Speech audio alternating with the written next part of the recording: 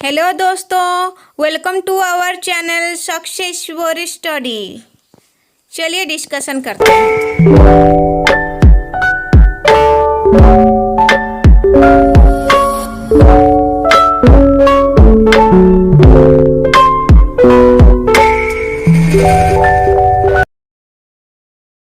आप सभी को फिर से एक बार स्वागत है ये चैनल पर, हमारे जो सक्सेस स्टडी चैनल पर एसएमएस स्टडी चैनल को। ठीक है, चलिए आज चर्चा करेंगे हम ऐसा एक टॉपिक के ऊपर जो कि उसका तरह तरह का क्वेश्चन हो सकता है। मतलब एक ही आंसर होगा पर 3-4 ठो क्वेश्चन वो घुमा फिरा के ही डालेगा एग्जाम में, जो एग्जाम में आता है घुमा फिरा के आता है। चलिए देखते हैं क्या क्या क्वेश्चन आ सकता है, उसका क्या आंसर होगा। एक ही आंसर में आपको 3-4 क्वेश्चन का ही मतलब आंसर मिल जाएगा, उत्तर एक ही मिल जाएगा। ठीक है, चलिए देखेंगे आज। पृथ्वीराज रासो के काव्य रूप पर विचार कीजिए। अगर काव्य रूप आता है तो इसके पर विचार करेंगे, इस तरह का रहेगा। ठीक है, दूसरा क्वेश्चन एक हो सकता है पृथ्वीराज रासो में वर्णित प्रसंग का विवेचन कीजिए। ठीक है, मतलब ये दूसरा क्वेश्चन ऐसा भी पूछ सकता है एग्जामिनर कि पृथ्वीराज रासो में जो वर्णित प्रसंग का विवेचन कीजिए, मतलब उसका विवेचना कीजिए। और तीसरा क्वेश्चन भी ये हो सकता है, ये आंसर का, रासो काव्य के रूप में पृथ्वीराज रासो की काव्यगत विशेषताएं स्पष्ट कीजिए। ठीक है, कोई एग्जाम में आता है काव्य रूप विशेषताएं। ठीक है, तो सेम ही आंसर होगा। ये सारे क्वेश्चन एक ही है जैसा। देखिए और भी एक क्वेश्चन हो सकता है पृथ्वीराज रासो के काव्य सौंदर्य पर विचार कीजिए। मतलब काव्य का सौंदर्य कैसा है वो उसके पर लिखिए। ठीक है, तो ये चौथा क्वेश्चन, मतलब एक ही आंसर होगा पर ये 4 तरह का क्वेश्चन आ सकता है। ठीक है, तो चारों क्वेश्चन जो भी क्वेश्चन आएगा इसका आंसर एक ही होगा। चलिए उसका आंसर डिस्कशन करेंगे, उत्तर क्या लिखना है और कैसे लिखने से हमें पूरे से पूरे मार्क मिलेगा। चलिए डिस्कशन करेंगे। ठीक है, पृथ्वीराज रासो आदिकाल का सर्वाधिक विधान काव्य है। ठीक है, तो इसके रचयिता चंद्रबरदाई है। पृथ्वीराज रासो के रचयिता कौन है? चंद्रबरदाई है। ठीक है, जो पृथ्वीराज चौहान के दरबार में रहते थे, वो कहाँ से रहते थे? पृथ्वीराज चौहान के दरबार कवि थे। ठीक है, तथा वह उनके परम मित्र भी थे। कौन थे? चंद्रबरदाई पृथ्वीराज चौहान के मित्र थे। तो पृथ्वीराज रासो के मूल रूप को चंद्रबरदाई ने लिखा था, बाद में प्रक्षेपकारों ने इसे विवृत रूप दिया। ठीक है, तो इसके मूल रूप विचार करते समय 2 पाठों का उल्लेख महत्वपूर्ण है। पहला क्या है कि हजारी प्रसाद द्विवेदी द्वारा शुक-शुकी के संवाद को ध्यान में रखकर निर्धारित पाठ और डॉक्टर माता प्रसाद गुप्त का द्वारा श्रृंखला के आधार पर, ठीक है, निर्धारित पाठ। पृथ्वीराज रासो के कई प्रसंग मिलते हैं, जैसे आदि पर्व, दिल्ली किली कथा, अनंगपाल, दिल्ली दान, संयुक्ता नेम आचरण, कैमास वध, षड ऋतु वर्णन, कनौज समय आदि। ठीक है, पृथ्वीराज रासो एक चरित काव्य है जिसका नायक पृथ्वीराज चौहान है। पृथ्वीराज रासो में अधिकांशतः एक बार यहाँ से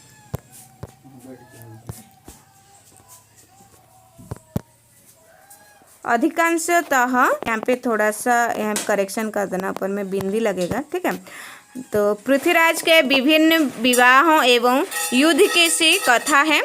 आदि पर्व में पृथ्वीराज के पूर्वजों, पृथ्वीराज के जन्म, बाल लीला आदि का वर्णन है। रासो के अंतिम अंश में पृथ्वीराज द्वारा घोरी का शब्द भेदी बाण द्वारा वध का वर्णन है। साथ ही पृथ्वीराज की मृत्यु का भी वर्णन है। ठीक है,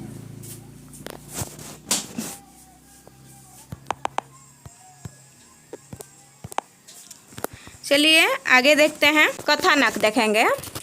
रासो का कथानक मध्यकाल में प्रचलित अनेक कथानक रूढ़ियों एवं काव्य रूढ़ियों से कसा हुआ है। मध्यकालीन प्रबंध काव्य पात्र प्रायः सांचे में ढले होते हैं, अच्छे हैं तो अच्छे, बुरे हैं तो बुरे। इसी स्थिति में रासोकार का चरित्र चित्रण सुखद आश्चर्य का विषय है। पृथ्वीराज कोई सांचे में ढला पात्र नहीं है, वह अच्छाइयों एवं कमजोरियों का पुंज है। ठीक है, तो आज की भाषा में कहें तो पृथ्वीराज यथार्थवादी पात्र है। पृथ्वीराज कौन सा पात्र है? यथार्थवादी पात्र है। ठीक है, पृथ्वीराज क्षत्रिय, सामंत, वीर, रसिक, विलासी, दृढ़ प्रतिज्ञा, शरणागत, वत्सल और चंद का अभिन्न मित्र है। ठीक है, तो उससे अपने गुणों एवं दुर्गुणों का फल इसी जन्म है मिल जाता है। गुण दुर्गुण का फल इसी जन्म में ही मिल जाता है। ठीक है, रासों में वर्णित घटनाओं की ऐतिहासिकता के विषय में चाहे जितना मतभेद हो, घटनाओं के उपस्थापन का शिल्प यथार्थपरक है। तो इसमें पृथ्वीराज के मन का द्वंद्व छुपाया नहीं गया है। रासों के आदि पर्व में एक ऐसी घटना का वर्णन है जो पृथ्वीराज कालीन सामंती मूल्यों के मनोरंजक दस्तावेज मालूम पड़ता है। पृथ्वीराज के पराक्रमी चाचा कन्हा थे। ठीक है, उनका चाचा कौन थे? कन्हा थे। पृथ्वीराज के दरबार में एक बार चालुक्य वंशी भाइयों पर उनके चाचा क्रोधित हो गए और उन 7 भाइयों को मौत के घाट उतार दिया। ठीक है, पृथ्वीराज धर्म संकट में पड़ गए। जिसकी रक्षा का भार लिया था उन्हीं का वध किया गया है। ठीक है, तो पृथ्वीराज चौहान ने इसे यथार्थवादी तरीके से अच्छी तरह से सुलझाया। कवि ने पृथ्वीराज के चरित्र का जो चित्रण किया है वह उतना आदर्श कल्पित नहीं है जितना कि यथार्थपरक छंद द्वारा पृथ्वीराज के चरित्र का चित्रण देखें तो वह सचमुच किसी निर्भीक सरस्वती के वरद पुत्र का वर्णन प्रतीत होता है। ठीक है, तो यह भी कि चंद पृथ्वीराज का सच्चा मित्र एवं शुभचिंतक है। इससे पृथ्वीराज के साथ साथ चंद्रबरदाई के भी चरित्र का चित्रण हो गया है। तो दोनों मित्रों की मैत्री परीक्षा का सबसे मार्मिक अवसर कैमास वध उपस्थित होता है। कैमास पृथ्वीराज के बचपन में उनकी माँ ने उसी के देखरेख में राजकाज चलाया था। जब पृथ्वीराज स्वयंता के विरह में स्थिर नहीं था, वह आखेट करता हुआ वन में घूम रहा था। शासन उसने कैमास को सौंप दिया था। ठीक है, तो कैमास कर्निटी नाम की दासी का अनुरक्त हो गया था। इससे क्रोधित होकर पृथ्वीराज ने रात में उसकी हत्या कर दी। दूसरे दिन किसी को पता भी नहीं चला कि कैमास कहाँ है। परंतु यहाँ पर भी चंद्रबरदाई साहस दिखाते हैं। ये चंद्रबरदाई है और पृथ्वीराज द्वारा की गई हत्या के बारे में बताते हैं। कैमास की पत्नी को कैमास का शव भी वापस दिलाते हैं। पृथ्वीराज की वीरता सामंती सैनिकता से पुष्ट है। ठीक है, स्वयंता विवाह के अवसर पर कनौज युद्ध में विश्वस्त सेनापतियों ने पृथ्वीराज को स्वयंता सहित दिल्ली भाग जाने की राय दी। ये शहीद नहीं होगा, शहीद होगा। सहित दिल भाग जाने की राय दी, परंतु पृथ्वीराज द्वारा भागने से इनकार करना उसके वीरता को दिखाता है। ठीक है, सुर सामंत होने के साथ पृथ्वीराज विलासी भी था। राजकुमारियों के सौंदर्य का वर्णन सुनकर वह विह्वल हो उठता था। चंद ने पृथ्वीराज के दोषों को भी दिखाया किया है। स्वयंता के साथ केली विलास के वर्णन में कवि ने स्पष्ट शब्दों में लिखा है कि स्वयंता की प्रौढ़ रति में निम्न वह नहीं जाना पाता था कि कब रात हुई कब दिन हुआ। गुरु बंधुओं भृत्यों लोगों सब की गति उसके विपरीत हो गई। ठीक है, पृथ्वीराज चंद्रबरदाई का साथ कृति में प्रायः सर्वत्र है। जब जब पृथ्वीराज पर कोई संकट पड़ता है या सन्मार्ग से सन्मार्ग से विचलित होता है। चंद्रबरदाई उसे सच्चे शुभचिंतक मित्र की भांति निर्भीक सलाह देता है। मध्यकाल के वातावरण में चंद्रबरदाई के जैसा दीप्त चरित्र अद्वितीय है। इस प्रसंग में सर्वाधिक मार्मिक और करुणा स्थिति उस समय दिखलाई पड़ती है जब गजनी के कारागार में अंधे पृथ्वीराज की भेंट चंद्रबरदाई से होती है। ठीक है, इतना तक गया। चलिए अभी देखेंगे कनौज समय क्या था। ठीक है, कनौज समय रासों का एक महत्वपूर्ण अंश है। तो पृथ्वीराज चौहान और चंद्रबरदाई में शोर था। कनौज चंद्रबरदाई की राजधानी थी। जयचंद अपने समय में उत्तरी भारत का संभवतः सबसे बड़ा शासक था। जयचंद ने राजसूय यज्ञ किया जिसमें उसने पृथ्वीराज की प्रतिमा यज्ञ सभा के द्वारा प्रस्थापित कर दी। जयचंद की पुत्री स्वयंता ने पृथ्वीराज के रूप पराक्रम की गाथा सुन रखी थी। उसने जयमाला पृथ्वीराज के गले में डाल दी। इससे जयचंद्र क्रोधित होकर संयुक्ता को दासियों के साथ गंगा तट के महल में रहने के लिए भेज दिए। पृथ्वीराज यह समाचार सुनकर काफ़ी क्रोधित हो गए और उन्होंने संयुक्ता को पाने के लिए कनौज के लिए प्रस्थान करना चाहा। इसके लिए उसने अपनी रानियों से कनौज जाने की आज्ञा मांगता है। प्रत्येक रानी उसे एक ऋतु हर रोक लेती है। ठीक है, तो इस प्रकार उन्हें प्रत्येक रानी एक एक ऋतु के लिए रोक लेती है। पृथ्वीराज गमन करे तो कैसे? चंद्रबरदाई ने ऋतु को ही इससे उबरने का रास्ता भी बना दिया। ऋतु शब्द का उपयोग स्त्रियों के मासिक धर्म की स्थिति के लिए होता है। कहने की आवश्यकता नहीं है कि रानी से कनौज जाने की आज्ञा लेना षड ऋतु वर्णन का बहाना है। ठीक है, तो कवि किसी न किसी बल से षड ऋतु वर्णन की कथानक रूढ़ि का निर्वाह करना चाहते हैं। पृथ्वीराज और संयुक्ता का मिलन इसी युद्ध भूमि में होता है। पृथ्वीराज सामंतों से युद्ध क्षेत्र में जाने के लिए कहता है और स्वयं नगर देखने निकल पड़ता है। संयुक्ता पृथ्वीराज से गंगा तट पर ही मिलती है। पृथ्वीराज संयुक्ता को घोड़े पर बिठाना चाहता है परंतु संयुक्ता संकोच करती है। अंततः पृथ्वीराज ने से बाहों से उठाकर घोड़े पर बिठाना चाहता है परंतु संयुक्ता संकोच करती है। अंततः पृथ्वीराज ने उसे बाहों में उठाकर घोड़े पर बिठा लेता है। इसके बाद पृथ्वीराज और जयचंद्र की सेनाओं के बीच युद्ध का विशद वर्णन है। ठीक है, तो इसके बाद अंत में पृथ्वीराज संयुक्ता को लेकर दिल्ली पहुंचते हैं जहां उनका विधिवत विवाह होता है। तदुपरांत कवि उनके केली विलास का जमकर वर्णन करता है। ठीक है, उसके बाद आता है हमारा और एक पॉइंट युद्ध और श्रृंगार। ये सारे पॉइंट को हमें बीच का जितना भी याद रखो या ना रखो कोई फ़र्क नहीं पड़ता है।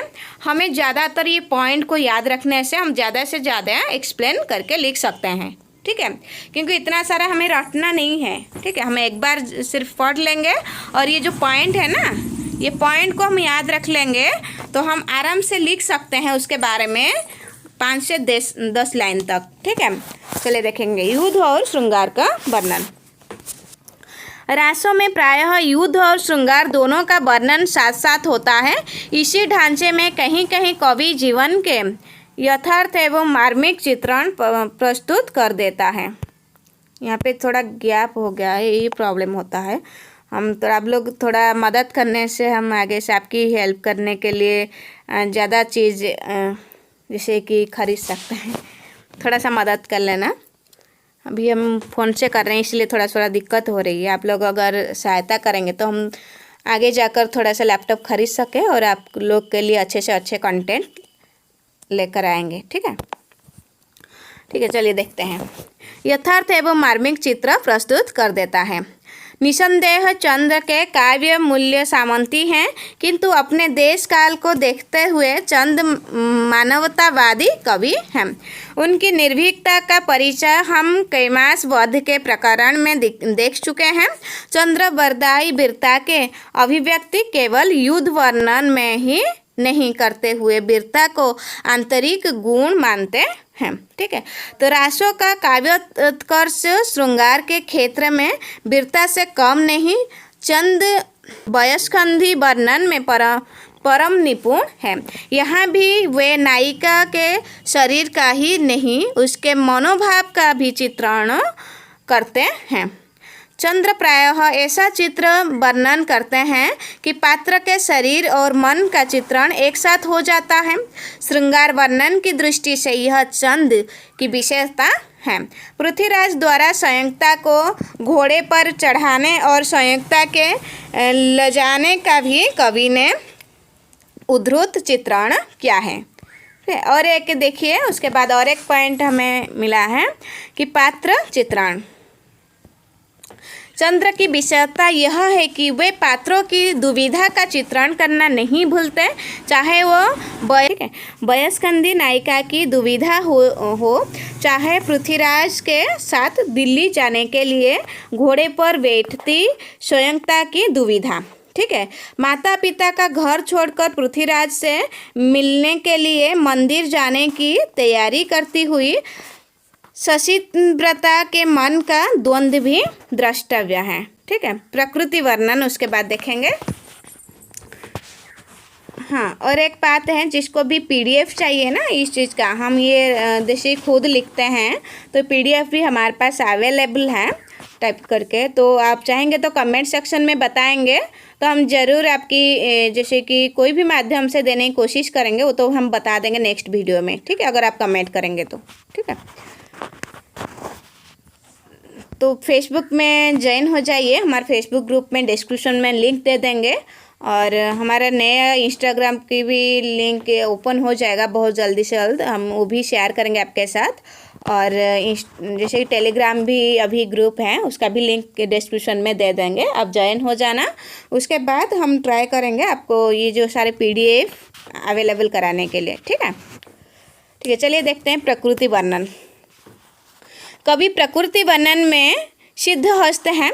कनौज समय थर्ड ऋतु वर्णन से यह स्पष्ट होता है। यह ऋतु वर्णन आरोपित ना होकर मानव कार्य व्यापार का अंग बनकर आया है। उनके प्रकृति वर्णन में खास बात यह होती है कि वह प्रकृति का ऐसा चित्रण करते हैं कि उससे पात्रों की तत्कालीन मनः स्थिति का चित्रण हो जाता है। ठीक है, कैमास प्रकरण में भी प्रकृति चित्रण तत्कालीन मनः स्थिति के अनुसार किया गया है। अंधकार रात में मूसलाधार वर्षा हो रही है, गरज रहे हैं, वर्षा में तारे छिपे हैं। वह इधर कैमास भी करनाली के साथ केली विलास में निमग्न है। ठीक है, तो ऐसी स्थिति में पृथ्वीराज द्वारा आकार कैमास का वध कर देना एक मार्मिक प्रसंग है। ठीक है, उसके बाद देखेंगे कनौज समय में भी अनेक मार्मिक प्रसंग आए हैं। कनौज समय में वर्णित षड ऋतु वर्णन हिंदी साहित्य की अनुपम धरोहर है। कवि ने उस युग की समृद्ध नगरी के सौंदर्य का वर्णन भी विस्तार से किया है। इसमें कवि की उपमा शक्ति देखने लायक है। राजा जयचंद के दरबार में चंद्र बरदाई के साथ छद्म में पृथ्वीराज के जाने की घटना भी नाटकीयता से भरपूर है।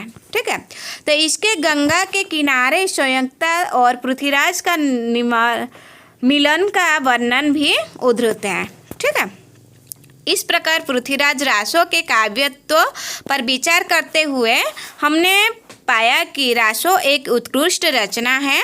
सामंती मूल्य से ग्रस्त होने के बावजूद इसमें मानवीय क्रियाकलापों का स्वच्छंद, निर्भीक, यथार्थपरक और मार्मिक चित्रण किया गया है।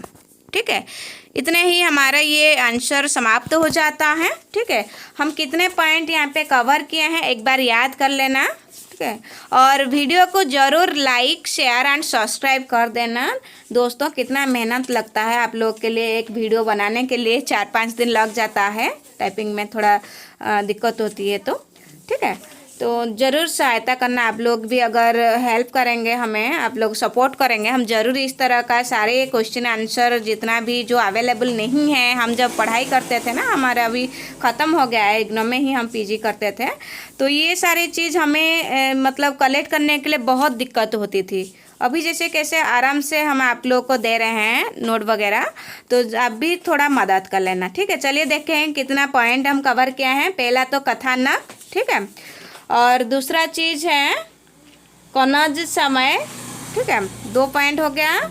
उसके बाद युद्ध और श्रृंगार, ठीक है, युद्ध और श्रृंगार, ठीक है। उसके बाद पात्र चित्रण, ठीक है। उसके बाद प्रकृति वर्णन, कितना पॉइंट हुआ, 5 पॉइंट, 1 2 3 4 कथा ना करे के है ना, हाँ 5। देखिए ये 5 ही पॉइंट है। ये तो पहला तो इंट्रोडक्शन हमें देना ही देना है, उपक्रम जो होता है इंट्रोडक्शन। उसके बाद ये 5 पॉइंट अगर आपको याद रख जाता है ना, मतलब रख लेते हैं ना, तो उसके बारे में जो अंदर का चीज़ जो भी लिखे, ये इतना कोई पढ़ते नहीं है, हमें सिर्फ ये पॉइंट दिखाई देना चाहिए। ये जो पॉइंट है अच्छे से अगर पॉइंट याद रख के लिख लेंगे ना, तो एग्जामिनर को अच्छा एक्सपीरियंस मिलेगा, आपके जो आंसर से अच्छा ही मतलब आपको मार्क भी मिलेगा, ठीक है। तो ज़रूर हमें सपोर्ट करना, आपके सक्सेस योर स्टडी चैनल को, एसएमएस स्टडी चैनल पे ज्वाइन होना, ठीक है। ये 4 क्वेश्चन अच्छे से याद रख लेना। और अगर चाहेंगे, हमारा ब्लॉग चैनल है और एक चैनल मनोरंजन चैनल, ठीक है, आप उसमें भी ज्वाइन कर सकते हैं। मनोरंजन चैनल, इसमें डिस्क्रिप्शन में लिंक दे दूँगी, आप मनोरंजन चैनल को भी सब्सक्राइब कर देना, ठीक है। Thank you for watching. फिर मिलेंगे नेक्स्ट वीडियो में।